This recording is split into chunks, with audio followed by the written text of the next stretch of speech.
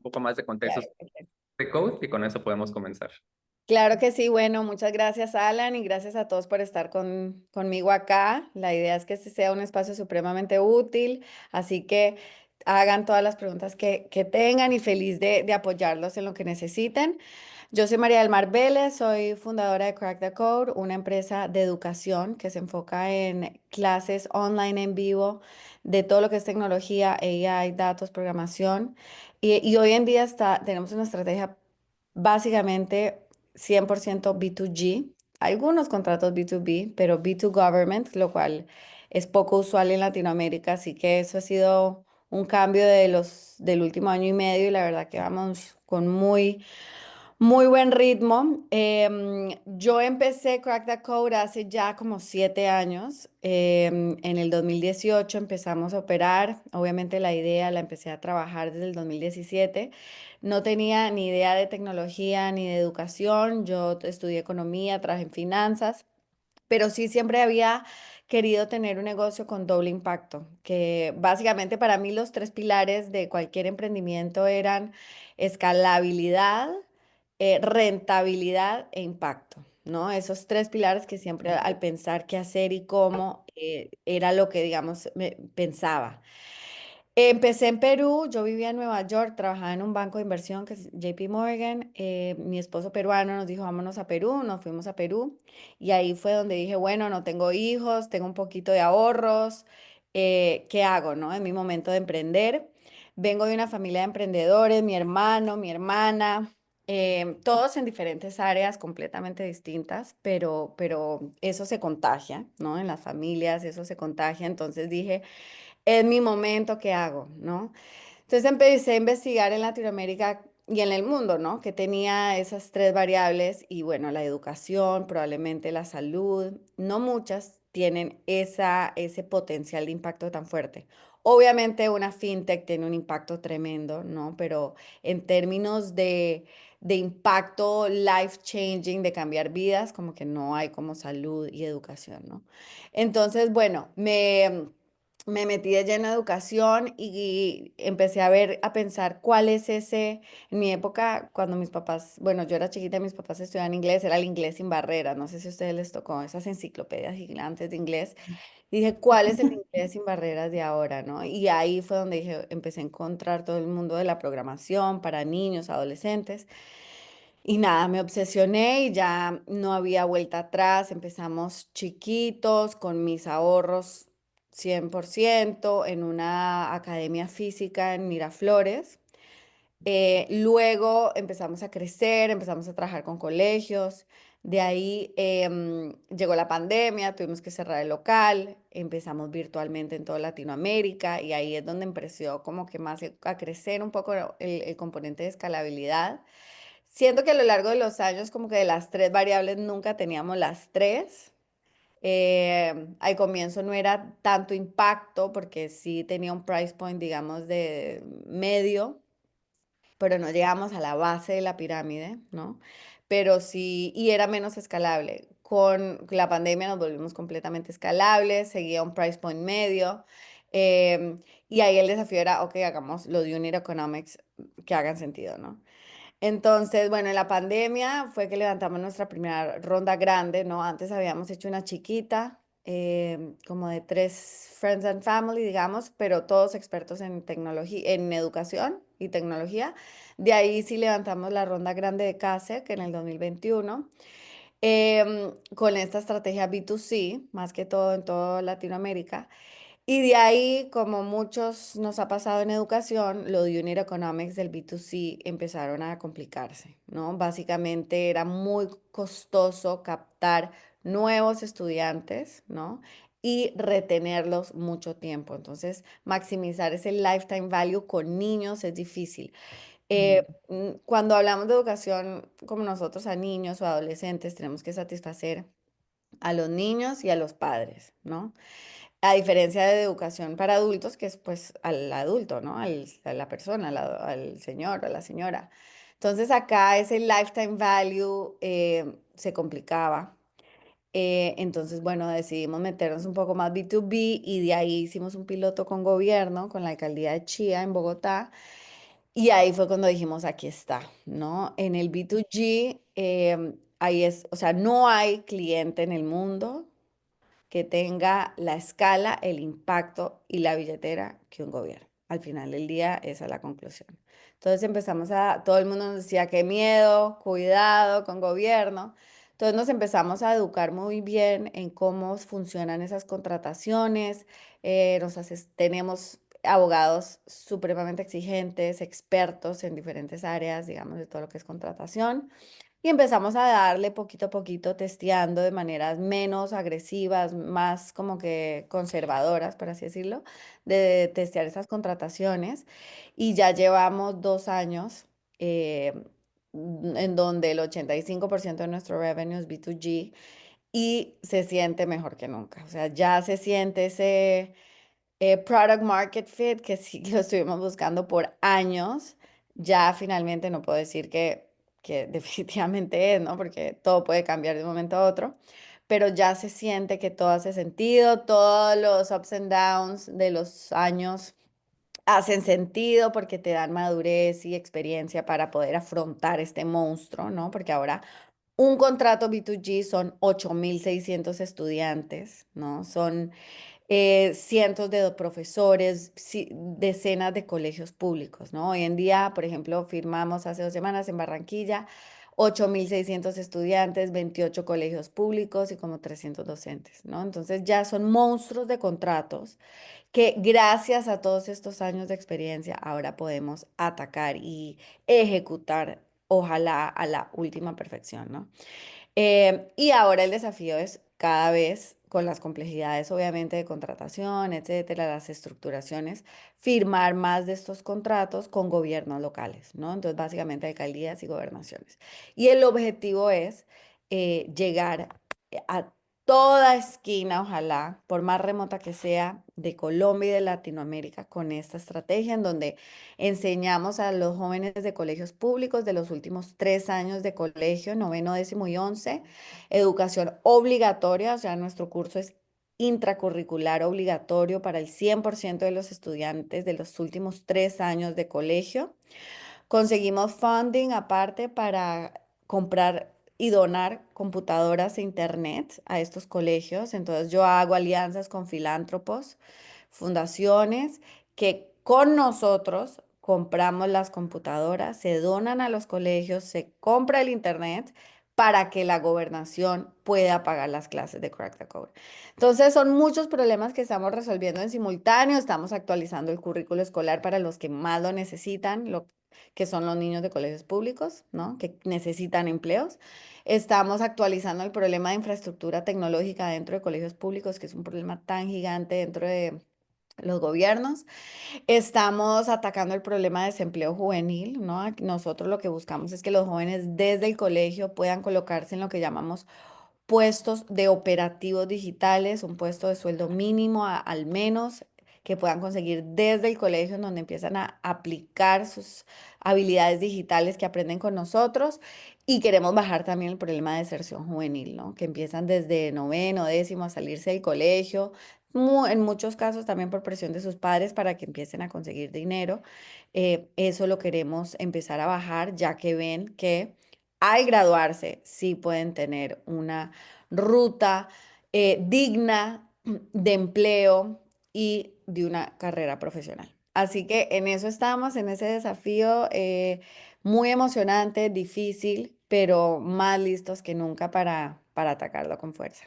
Nice, oye, pues gran recorrido. Yo por ahí por alguna vez escuché, pues bueno, entre reuniones privadas algo que decía Freddy, que Freddy Vega de Platzi, que el que emprende en educación es por masoquismo, pero porque le gusta. Entonces, Totalmente, es masoquismo. veces tiene mucho impacto. Me gustaría un poquito nada más regresar al inicio porque para contexto la mayoría de por acá son empresas bootstrap. Entonces muchos la pregunta que tienen es, ¿debería levantar capital? ¿No debería levantar capital? Y a mí me pareció curioso que creo que tú tienes la posibilidad de levantar capital. Tú decides cómo empezar una empresa. Te escuché porque primero querías tener un negocio y ya después ahora sí levantaste los 3 millones de dólares. Entonces, Exacto. primero el bootstrap y en qué momento dices, ahora sí es momento de levantar. Es una muy buena pregunta. Yo siento que A uno lo presionan mucho desde que uno empieza por busca plata, busca plata, busca plata, pero en realidad como que, y hasta el día de hoy, como que, y bueno, después de este bust que todos vivimos, yo creo que más que nunca, ¿no? Por un lado hay que cuidar mucho el equity de uno, ¿no? Si uno, gracias a Dios, yo tenía unos ahorros y literalmente metí todos mis ahorros ahí. em, entonces, gracias a Dios al inicio no tuve que levantar plata. Pero siento que cuando uno empieza a meter a gente muy temprano, especialmente cuando tú recién estás descifrando qué es lo que quieres hacer, les das voz a todos. Y al final del día, no hay nadie en el mundo que va a llegar a conocer tu negocio, tu industria mejor que tú. O sea, hasta el día de hoy, con Kasek y todo mi board, todos ellos me dicen siempre, te damos sugerencias y opiniones, pero tú eres la que toma la decisión. Tú eres la experta, tú conoces tu negocio, tu industria, tú eres la que toma la decisión. Y ese es el tipo de inversionistas que uno tiene que buscar. Los que de verdad confían en ti a ojo cerrado, obviamente pueden estar en desacuerdo. Mira, no estoy de acuerdo que hagas esto ahora, o esto, o esto, o esto. Pero pues al final del día, go for it, como que tú tomas la decisión. Entonces, si empezamos a meter a mucha gente desde el inicio, y hay que tener mucho cuidado negociando esas cláusulas, votos. Uno piensa que al comienzo uno solo quiere la plata, ¿no? Y no piensa en eso, pero al final, pero sí es importante. Entonces, primero, como que especialmente en la etapa que estás formando tu idea, mejor tener mentores, si se puede, y no equity investors. Buscar un montón de grants, hay un montón de premios de gobierno. Yo me gané dos premios del gobierno de Perú. En Colombia también hay de innovación, este de las economías naranjas, hay programas de regalías. O sea, si uno se pone a buscar, sí hay un montón de grants en todos los países de innovación.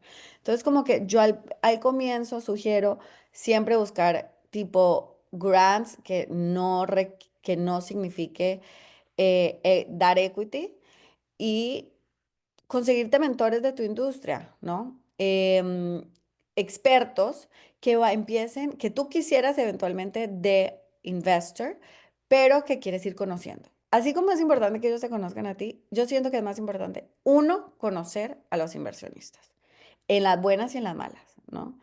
Entonces, buscar mentores que te vayan acompañando, asesorándote, conociéndose mutuamente para que ya cuando sí necesites la plata, los buscas y ya va a ser una decisión más obvia para ambos, ¿no?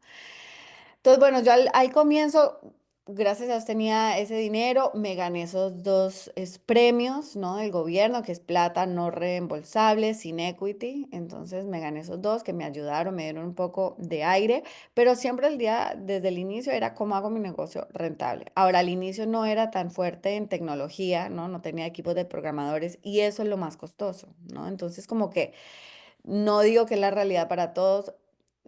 Yo sí tuve que implementar una oficina, comprar, o sea, eso fue lo más caro en mi caso.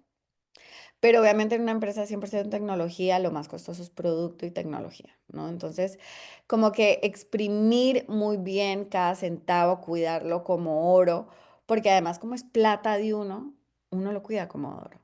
Hemos visto emprendedores que reciben millones y millones de externos, no lo cuidan igual, ¿no? No es lo mismo cuando es tu sudor, ¿no? Entonces, eso te da mucha conciencia porque eso nunca lo vas a olvidar. Luego, cuando igual recibes plata, ya levantas una ronda, vas a cuidar el dinero de la misma manera porque sabes lo difícil que es conseguir.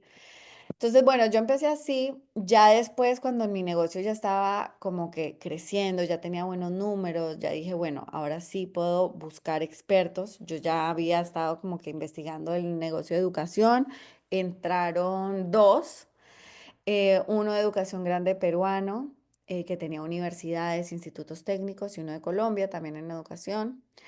De ahí como que llegó la pandemia, entonces fue todo el cambio a ya sí equipo de tecnología, virtualidad, ya más escalabilidad. Y ahí yo creo que todos tenemos que también ser inteligentes y ver cuándo hace sentido levantar plata. Cuando estás en un bust, donde las evaluaciones van a ser terribles y donde va a ser muy difícil, no, o sea, no conviene ponerse a diluirse, a no ser que tengas urgencia de plata, no conviene. Pero en el pic nosotros estamos creciendo muy bien en todos los diferentes países, educación estaba en el boom por la pandemia, entonces dije, bueno, es ahora o nunca. es ahora, hagámosle, tenemos buenos números, buena atracción, educación está, digamos, volando, hagámosle. Entonces ahí ya me sentí más cómoda, ya tenía un equipo más sofisticado y quería traer un top tier fund. Em, es una estrategia muy compleja. Yo creo que una equivocación, y Alan, si me estoy alargando mucho, interrúmpeme, pero hay muchos emprendedores que dicen voy a levantar plata y es un proceso de un año. No. Tú cuando vas a levantar plata, tienes que ponerte un inicio y una fecha de fin. Si tú estás ahí todo el día, ay, tengo una ronda abierta, no, no va, si no tienes una meta de finalización, se te puede alargar por años y es una distracción gigantesca, ¿no? Cuando uno está levantando plata, más de la mitad de tu día es en pitches. Entonces, ¿qué fue lo que yo dije? Yo dije, mira, en, además yo estaba embarazada, entonces dije, tengo que cerrar esta ronda antes de dar a luz. Entonces dije, ok, empiezo en 1 de septiembre, tengo que terminar 20 de noviembre. Entonces, ese era mi periodo de fundraising y empecé, es todo un proceso. Primero hacer todo el research de los fondos que uno quiere, luego poner en orden de prioridad, luego buscar al menos 2 personas que te puedan hacer intros a cada fondo, luego los pones en un orden estratégico, ¿no?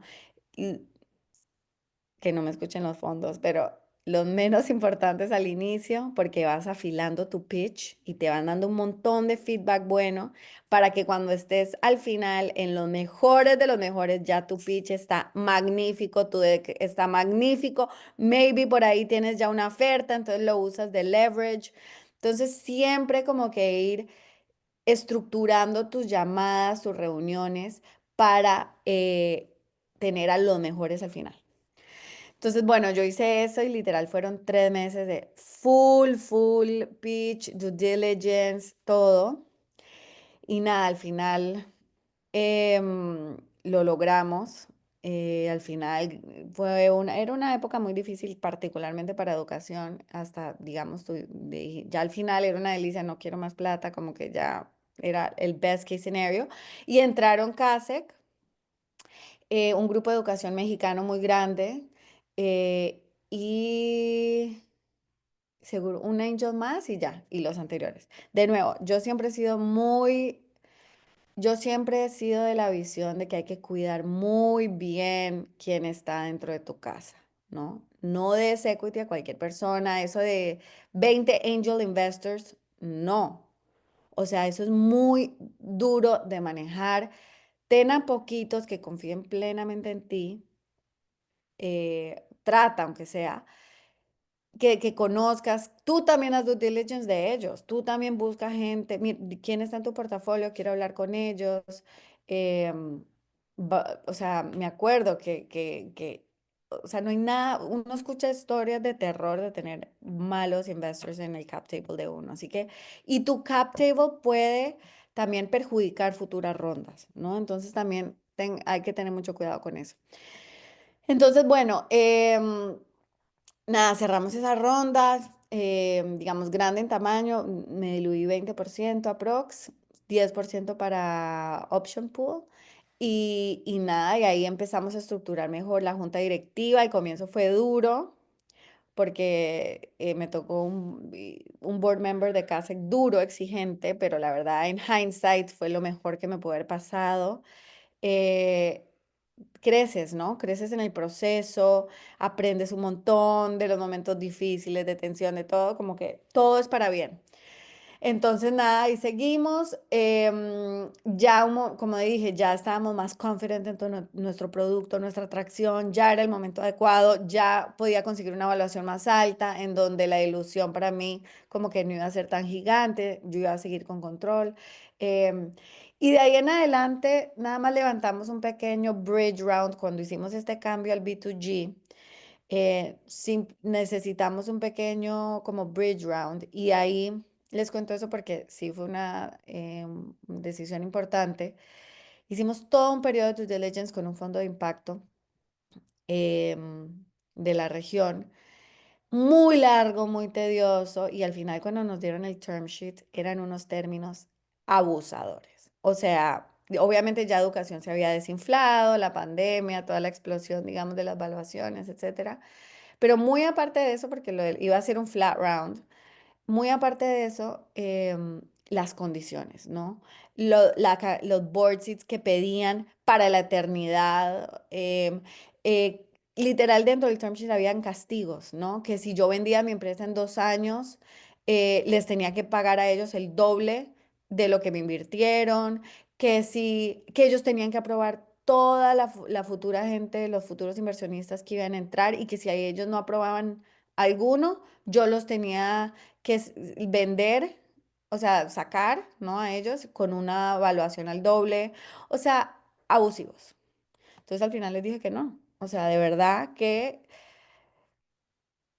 si claramente esas cláusulas de castigos es porque no confiaban en mí, ¿no? Entonces estábamos empezando, fueron conversaciones duras y tensas. Yo pensaba que los amaba, que me encantaban, no sé qué, gracias a Dios.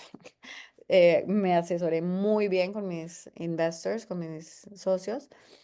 Dijimos, de ninguna manera vamos a entrar en eso. Entonces, nada, cerramos un bridge round más chiquito. Todos mis current investors entraron y nada, y seguimos así. Y hoy en día agradezco que no me metía en esas porque hubiera sido la peor experiencia del mundo tener juntas directivas con estas personas que tienen una visión tan diferente de la realidad de lo que es emprender, ¿no? Que es tan difícil y que en realidad, si yo hubiera tenido que vender, así sea menos de 2 años, hubiera sido porque era la última salida, ¿no? No porque quería ganar la plata, ¿no? O sea, uno no emprende por la plata al final del día. Es tan difícil y si uno lo emprende por la plata no va a salir bien. El camino es tan complicado y tan difícil que la plata no es suficiente porque yo pude haber seguido en JP Morgan ganando un montón de plata, como mis amigos, mis compañeros. Entonces, claramente no es por la plata, ¿no? Es por el camino, por el sentimiento de satisfacción, la lucha. Y sí, obviamente quiero que me vaya maravilloso y es mi objetivo final, pero más por el logro, ¿no? No por el cash que viene al final. Entonces, si uno ya empieza a oler feo en el proceso, run, ¿no? Porque no hay nada peor que estar casado, porque es un matrimonio, con gente que no confía en ti, que no piensa como tú. Y es mejor salir corriendo, ¿no? Es mejor tener que sacar deuda y pagar intereses o no sé, que firmar con alguien por necesidad, alguien que no te trae buena vibra, que no te cierra al 100% solo por la necesidad, ¿no? Así que bueno, ahí me alargué muchísimo, pero es como mi resumen de este fundraising journey. No, oye, pero para los y las que en algún momento se quieran enfrentar a fundraising, María nos acaba de dar un masterclass. O sea, todo esto que nos acaba de decir, cómo vas y fichas primero. A todos los tratas súper bien, pero le fichas primero a los que no quieres tanto y luego a los que sí, etcétera, y todo lo que dijo para que vean la repetición. Y justo algo muy importante que mencionas, divorciarse es más fácil que quitarte un inversionista del cap table. Entonces, por eso es, tómenselo con cuidado, etcétera. Pero bueno, antes de yo seguir haciendo preguntas, me gustaría más bien abrir el micrófono para que ustedes puedan preguntar. Entonces, chicos, chicas, si alguien tiene alguna pregunta, levante la mano y feliz de que le haga la pregunta a Mari. David. Hola María, ¿cómo estás? ¿Me escuchas Hola bien? David, muy bien, gracias. Perfecto. Perfecto. Un segundito acá Segundito, que me acá estoy estoy escuchando. escuchando. Ya. ¿Ahí me escuchas bien? Sí, perfecto. Perfecto. Mi pregunta es, ¿cómo es ese proceso digamos, cerrar una negociación con un gobierno? O sea, como, me gustaría que me explicaras cómo lo hiciste, con quién te contactaste, cuánto duró, cómo fue el proceso, Claro. y qué dificultades tuviste también en el proceso. Sí. Mira, todavía sigo como que figuring it out, ¿no? Todos los días aprendo un montón. Es un mundo completamente diferente, del cual no se habla mucho. Pero la realidad, si te ponen a pensar, casi nadie vende a gobierno. O sea, casi nadie que uno conoce vende a gobierno, ¿no? Y uno se empieza a cuestionar por qué no hay más empresas de tecnología vendiendo a gobierno, ¿no? Si el gobierno es lo que más, la entidad que más necesita la innovación, la eficiencia. Entonces, bueno, lo primero, nosotros como hicimos fue con una fundación en Chía, con la Fundación Alquería Cavelier, entramos a un colegio, nosotros pagamos todo, básicamente nosotros y la Fundación Alquería dijimos, les vamos a hacer un piloto gratuito, ¿no? Entonces, para el colegio, para el alcalde fue como, uff, maravilloso, ¿no? Entonces entramos y siempre sabíamos que para nosotros Crack the Code era una inversión, no estábamos ganando plata, pero la idea era demostrar con resultados, ¿no? Entonces siempre desde el día uno era, ok, ¿qué es lo que queremos lograr? Hicimos toda una medición de entrada y salida. Ya así sea una app, cualquier tipo de software, o sea, si no hay evidencia de que lo que uno está vendiendo funciona, va a ser muy difícil conseguir esa permanencia vendiendo a gobierno o a cualquier cliente, ¿no? O sea, en B2B, si el NPS es bajo, si los trabajadores dicen que no están aprendiendo, no vas a renovar, ¿no? Entonces, igual es con gobierno, solo que aún más estricto con evidencia. Entonces, bueno, desde el inicio hicimos este piloto, resultados, medición, todo, y la verdad que salió súper bien. Tanto que el siguiente semestre a la alcaldía dijo, bueno, renovémoslo, crezcámoslo, y ahí ahora yo sí puedo poner un poquito de plata. No sé, habrán sido $20,000, pero bueno, era algo, ¿no? Entonces lo pudimos crecer, expander, y nada, hicimos el primero con la Fundación Alquería y la verdad que salió súper bien. Ahí, ¿qué es lo que hicimos? Hicimos un evento grandote de marketing del cierre del proyecto e invitamos un montón de gente, ¿no? Por ejemplo, me acuerdo que fue el exdirector del SENA, como que la idea fue empezar a invitar un montón de personas mm, dentro o fuera del gobierno, pero que tengan influencia y compartieron stories, videos. Justo ese era el año en que eran las elecciones de alcaldes, justo. Entonces, bueno, pusieron un montón de stories, videos, y ahí ya varios alcaldes, literal como que a las 3 semanas fueron las elecciones, ya se sabía quién ganó, y literal desde antes de que se haga el traspaso de poderes, nos empezaron a buscar. Entonces la primera fue la alcaldía de Alejandro Char, que además ellos son visionarios, ¿no? Ellos son conocidos por ser visionarios, innovadores, rápidos, ágiles. Les digo, muy pocas veces he trabajado con un equipo tan maravilloso. O sea, ejecutan, contestan, o sea, de verdad como JP Morgan. Entonces empezamos a trabajar cuando él ya había sido elegido, como a entender. Aquí lo que ya más como que general, lo que hay que entender es de cada alcaldía, gobernación tiene un plan de gobierno, ¿no? Un plan de desarrollo. Y ahí están, digamos, los objetivos que quieren lograr durante el plan de desarrollo. Casi como OKRs y KPIs, ¿no? Formar a 4,000 estudiantes en habilidades digitales. Entonces, en lo nuestro, que es habilidades digitales, estudiantes, la mayoría, el 85% de los planes de gobierno nuevos tenían esto, a formar estudiantes y docentes en habilidades digitales. Entonces uno entra, busca los planes de gobierno, revisa que ahí esté, entonces uno va y dice, yo quiero, uno va y empieza a buscar conexiones. Dentro, digamos, el secretario de Educación, hablas con el de calidad, etcétera. Obviamente en cada industria es un poco diferente, cada servicio. Pero bueno, entonces ya empezamos a estructurar y nosotros estamos utilizando un convenio de colaboración. Trabajamos ya con la Gobernación de Antioquia, Alcaldía de Cali, Alcaldía de Barranquilla y ya estamos estructurando con 3 más. Y básicamente es convenios de colaboración en donde nosotros hacemos un aporte, como les dije, yo busco funding de externos y nuestro también para comprar las computadoras. Entonces nosotros hacemos aportes de estos equipos y de dinero de los aliados para comprar y donar las computadoras y la alcaldía aporta ese 70%. Ya cuando cierras con una alcaldía y logras tener evidencia, números, resultados, vas a las otras y dicen, mira lo que yo logré, mira, en Barranquilla el año pasado tuvimos 3,200 estudiantes, mira lo que logramos, luego pides hasta a la secretaria de Educación o al equipo como dame una recomendación a tal, estoy hablando con, no sé, con la alcaldía de Antioquia o de la gobernación de Antioquia, y así, como que ya entre ellos hasta se vuelve un medio competencia, ¿no? Puedes empezar a generar FOMO, mucho de fundraising, pues se aplica acá. Va generando un poco de FOMO entre ellos. Ellos ya los alcaldes usan redes sociales a full, entonces postean de lo que acaban de firmar, de lo que están haciendo. Entonces eso es marketing gratis para ti. Y así vas firmando con otros. Ya en términos legales, bueno, Luego, si quieres, hablo contigo ya para contarte cómo funciona la estructuración y todo. Es demorada, eso es lo difícil. Es demorada y no todos los equipos son como los de la Alcaldía de Barranquilla. Hay que tener mucha paciencia, hay que asesorarse muy bien de abogados tributarios, de gobierno, contadores muy buenos. Hay que asesorarse muy bien y hay que tener mucha pasión. De nuevo, un contrato ahora, el año pasado fue 3.000, este año 8.000, ¿no? O sea, como que tienen, tienen dinero, está dentro del plan de gobierno, muchas veces ni se ejecuta eso, o es la misma gente, ¿no? Pero, pero sí, se puede hacer, nada más que hay que asesorarse bien. Así que si quieres, David, en cualquier momento ya te cuento un poco más de los temas operativos de la estructuración, pero sí es algo que se puede hacer, Gracias, María. con gusto. Bien, gracias por acá. Siguiente, Leslie. Hola María, ¿cómo estás? Buenos días. ¿Qué tal, Leslie? Un Bien, gusto. gracias. María, bueno, nosotros también somos de educación y pues el año pasado empezamos a hacer también convenios B2G con alcaldías en el departamento del Tolima.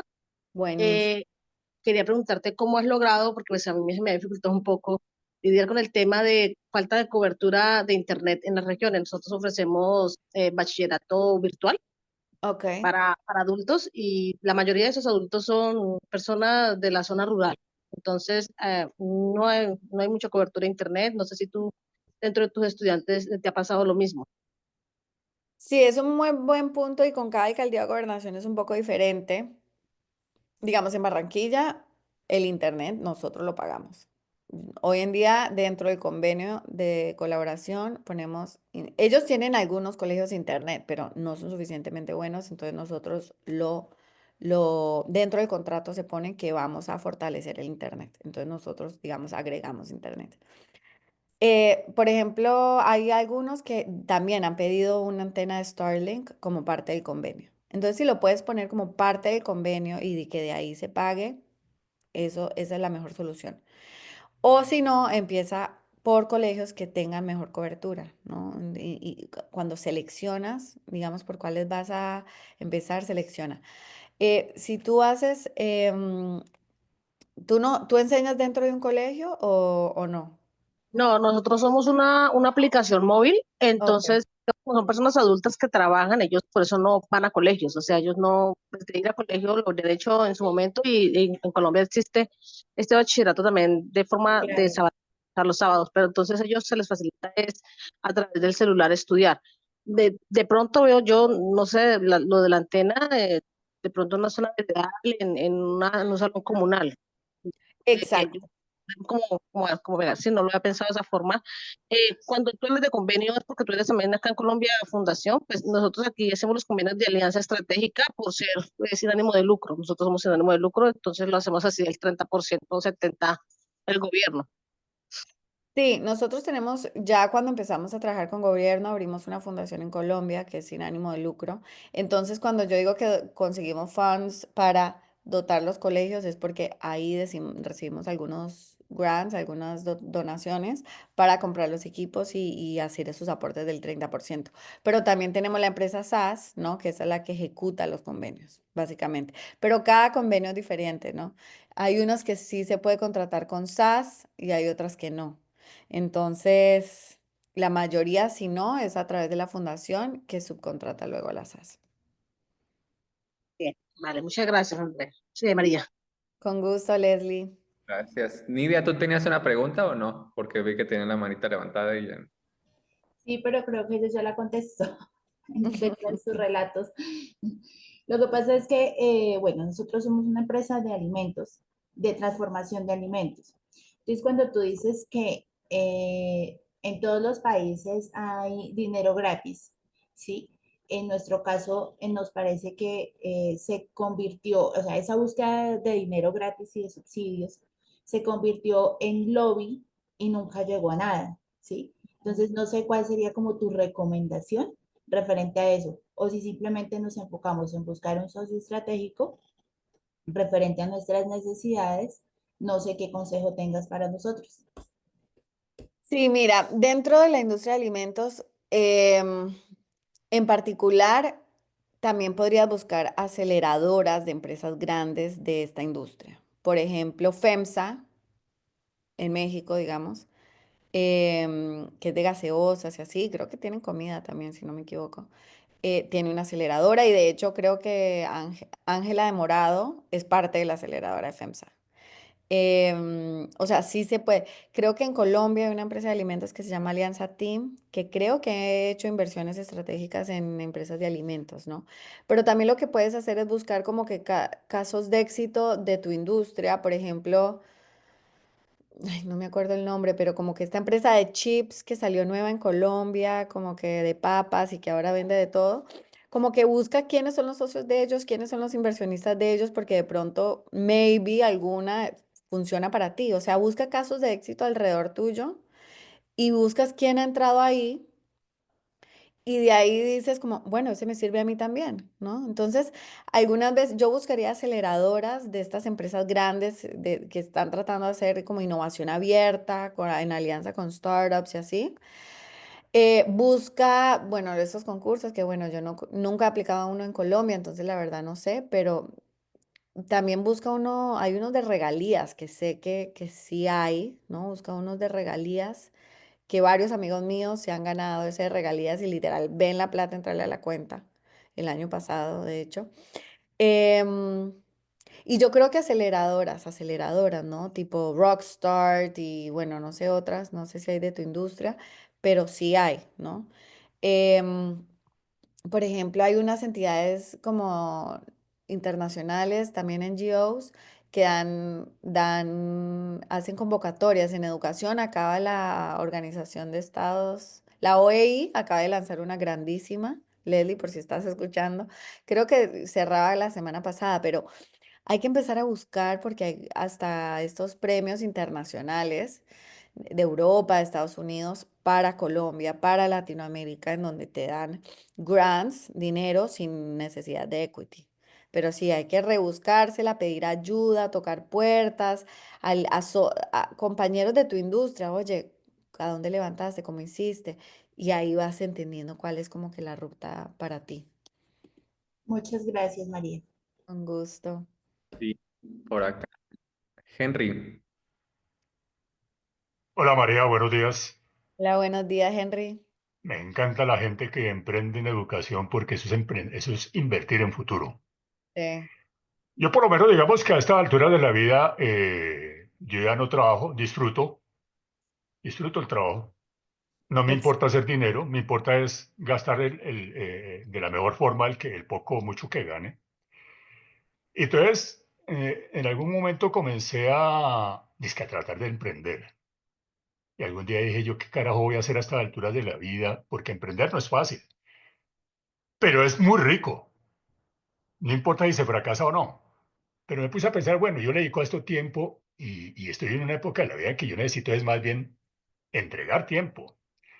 Entonces me volví ángel inversionista, Ok. pero yo no invierto dinero. A mí la gente me dice, bueno, ¿cuánto me vas a invertir? Le digo, no, yo no te doy dinero, te doy tiempo, te doy tiempo.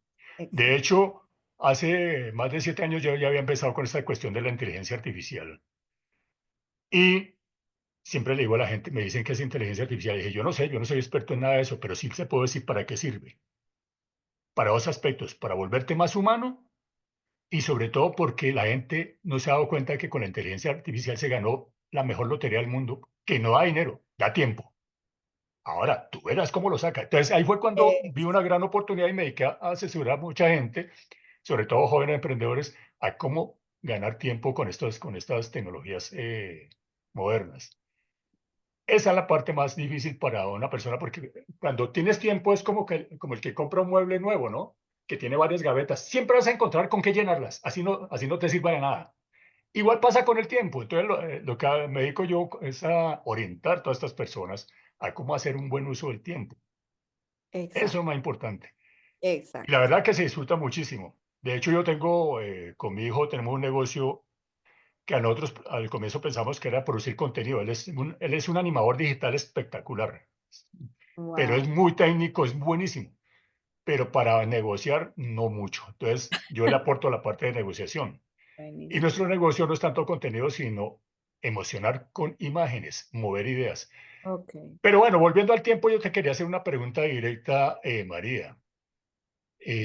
¿Cómo haces tú para manejar y disfrutar sobre todo tu emprendimiento? Porque es que mucho emprendimiento, hay mucha gente que lo sufre, ¿no? Eso se dedican y se agotan y se enferman, pero hay otras personas que lo disfrutan y yo creo que tú eres una de ellas. ¿Cómo haces tú para manejar ese tiempo para tu familia y para ti misma?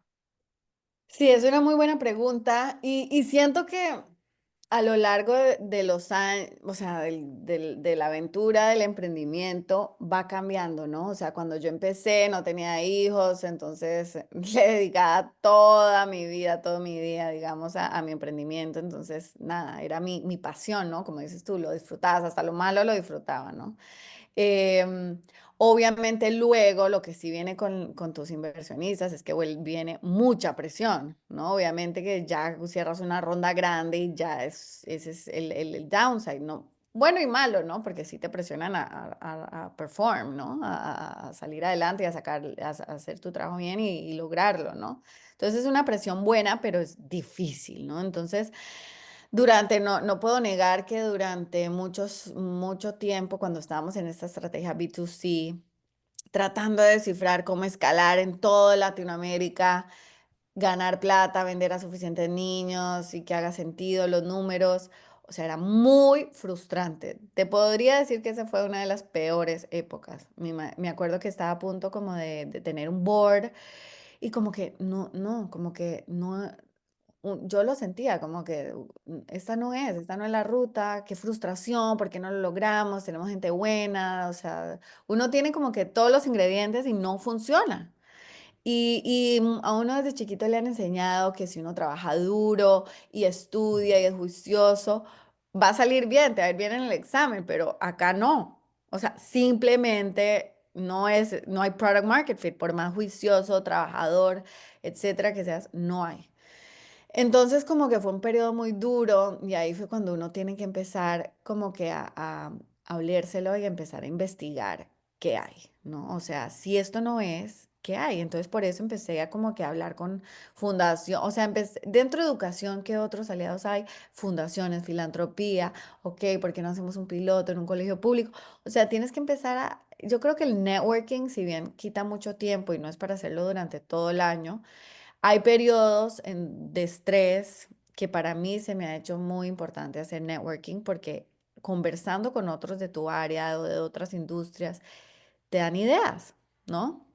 Entonces ahí hablé con, por ejemplo, este exdirector del SENA y lo invité a mi evento y entonces fue a mi evento y él me ayudó y él puso un story que lo vio la de Char y pum, ¿no? Entonces como que es difícil, hay momentos de mucho estrés y yo tengo dos bebés, uno de 4 y una de 3, entonces sí debo decir que hay momentos en donde uno como que vas como que cambiando, hay momentos en donde es 70% empresa, 30% familia, o luego 50% familia, 50 empresa, o luego, o sea, si acabas de tener un bebé, más familia que empresa, ¿no? Como que vas cambiando cómo dedicas tu tiempo a lo largo de este periodo. Pero lo que una amiga siempre me decía era, it's a marathon, not a sprint, ¿no? Es una maratón, no como una carrerita cortica, ¿no? Si no lo disfrutas y sufres y no te vas a un día, te capas la tarde y vas con tus amigas a tomarte un trago, ¿no? No te das esos placeres, esos beneficios de esa flexibilidad, que es lo bueno de ser un emprendedor al final del día. Es que uno maneja su agenda. Eso es lo mejor. Si uno no usa eso para la salud mental de uno y para el disfrute de uno, entonces you're not gonna make it, no va a funcionar. Entonces es como que siempre cuando estés muy estresado, primero pedir ayuda. Yo trabajé con una coach, como que en dos periodos tuve primero una psicóloga y luego más una coach, que la verdad que me cambiaron la vida, me ayudaron muchísimo a hablar de mi estrés, a manejar mi estrés, a estructurar y ayudarme en el problem solving, ¿no? O sea, ¿qué está pasando? ¿Cómo lo corto? No, ¿cómo lo ataco? ¿Cómo pido ayuda? ¿A quién pido ayuda? ¿Quién me puede ayudar? Entonces, primero hay que cuidar la cabeza. en todo momento, no se habla de eso suficiente. Y segundo, it's a marathon, not a sprint. Como disfruta el camino, ve con tus hijos al parque, luego terminas en la noche. Yo los llevo a clase de taekwondo, entonces en la tarde me escapo por 2 horas, 3 días a la semana, pero luego lo duermo y termino en la noche. Entonces como que usa esa flexibilidad laboral para disfrutar tu trabajo, ¿no? Y sí tiene que ser una industria que ames, ¿no? Porque si no es algo que amas, entonces salir adelante va a ser más difícil, ¿no? Porque te vas a aburrir del tema, vas a decir, no, esto no, qué aburrido, esto ya estoy harta de esto, ¿no? Pero si lo amas y vas, y para mí, voy a los niños, estoy hace 2 semanas en Barranquilla, ves a los niños, ves lo que dicen del programa y, o sea, dices, wow, es tu gasolina, ¿no? Entonces busca esas inyecciones de gasolina periódicamente y también celebrar los logros, ¿no? Por más chiquitos que sean tú y tu equipo, celebra los logros, porque yo creo que uno se castiga mucho y se da muy duro y en el día a día todo pasa tan rápido que uno cierra un contrato y no salta y no celebra y no hace un cheers y más virtual, ¿no? Pero celebra esos logros porque, wow, qué difícil fue conseguirlo, ¿no? Los fracasos sí, o sea, los sentimos en el alma, pero hay que también celebrar y enorgullecerse de cada logro un montón tú y tu equipo, ¿no? Entonces, nada, esos son como lo que te diría, pero todavía siento que uno lo está descifrando. Pero sí te diría que ahora que tengo más claridad de hacia dónde va mi negocio, tengo menos estrés y menos nerviosismo porque ya la tengo más clara y me doy cuenta que cada fracaso del pasado ha funcionado para hacerme más fuerte y ahora atacar este monstruo tan gigante que son estos contratos, ¿no? Entonces, todo pasa por algo. Yo soy fiel creyente de que hasta un fracaso pasa por algo, tiene un propósito de ser y que uno sale más fuerte luego de ese fracaso. Gracias, María. Ah, genial, gracias. Y por último, Manuel. Hola María, súper chévere lo que mencionas, totalmente de acuerdo de que son seasons, son temporadas. Hay momentos que es para la familia, otros que son para dedicarle el 100 al trabajo y bueno, una maratón como bien mencionas. Te quiero hacer una pregunta, sé que tienes crack the code. Mi duda es, ¿cuáles son como los pains más grandes que has identificado en educación? ¿Y cuál crees que es el futuro de la educación de aquí a unos 10, 15 años? Si bien existe la inteligencia artificial, hay como mucho humo y mucha expectativa. ¿Qué crees que va a pasar?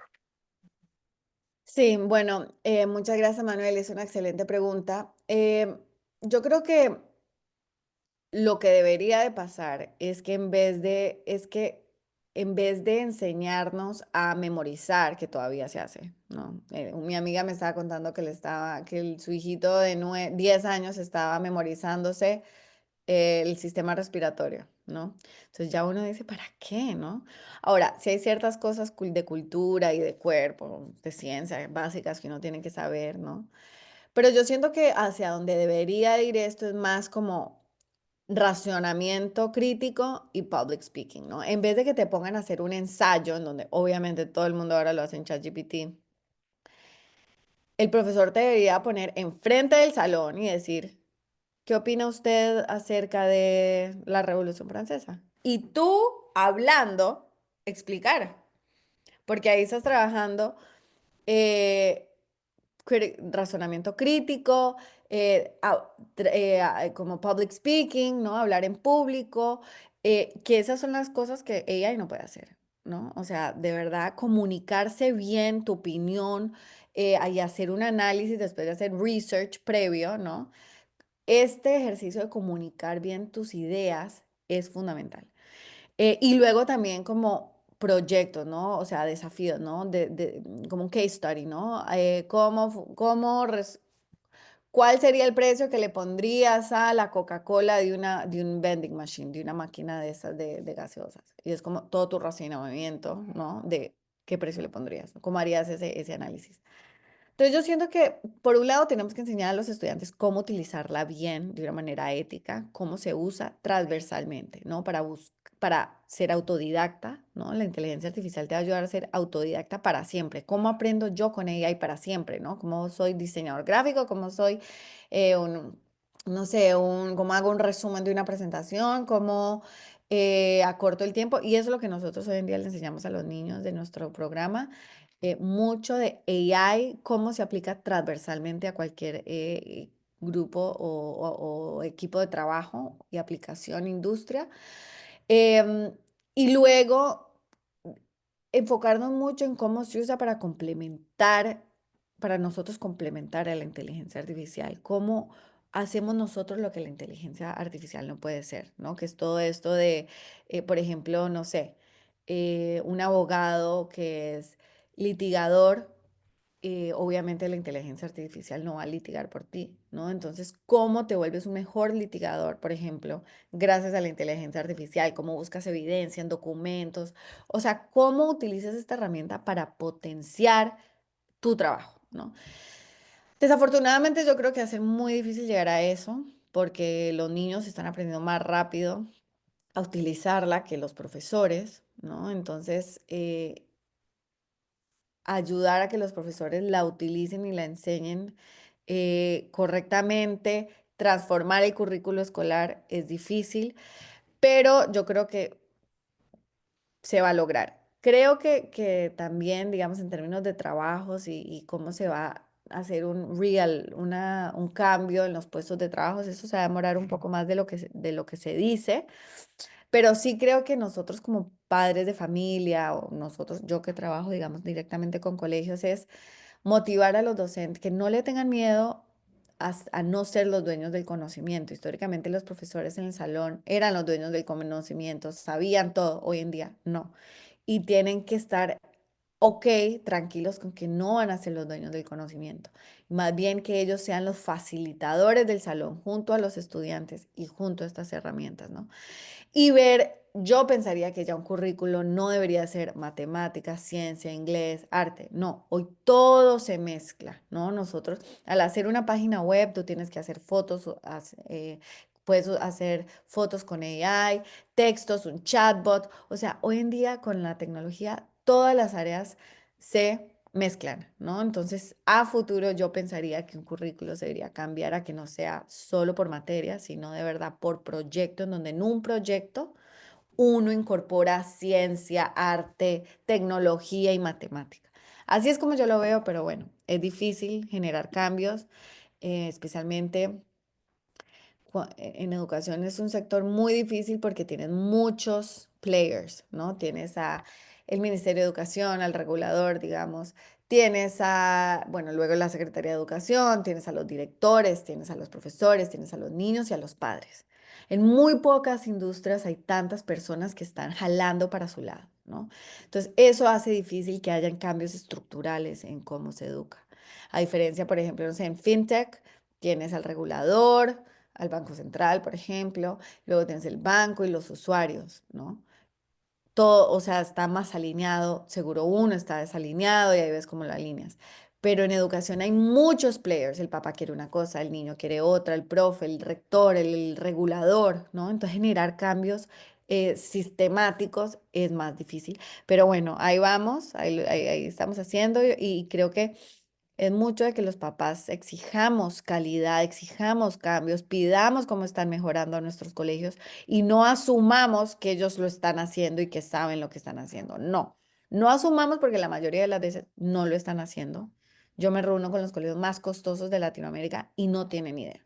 Así que no asumamos y nosotros como padres de familia exijamos, pidamos qué están cambiando, cómo están capacitando a los profesores, qué más le están enseñando. O sea, todo eso hay que exigirlo porque no hay que confiar en que el colegio necesariamente lo está haciendo. Súper, María, muchas gracias. Con mucho gusto. María, oye, pues mil gracias para respetar tu tiempo. Yo nada más tendría una última pregunta. Vas a aparecer en muchas entrevistas. Pueden buscar a María, está por ahí en YouTube en bastantes entrevistas, pero me gustaría saber alguna pregunta que no te hagan frecuentemente que crees que te deberían hacer más.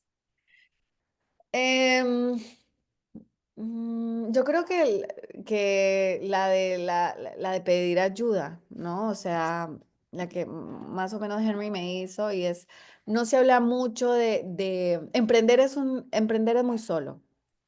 It's very lonely, como que estás solo y puede ser deprimente, difícil. Mm, la mayoría de la gente que no es emprendedor o emprendedora no entiende por lo que estás pasando, los miedos, el estrés, la incertidumbre, la duda. ¿Por qué me metí en esto? Estoy loca de la cabeza. O sea, ¿por qué renuncié a mi trabajo y estoy haciendo eso? Estoy loca. Lo pensé millones de veces.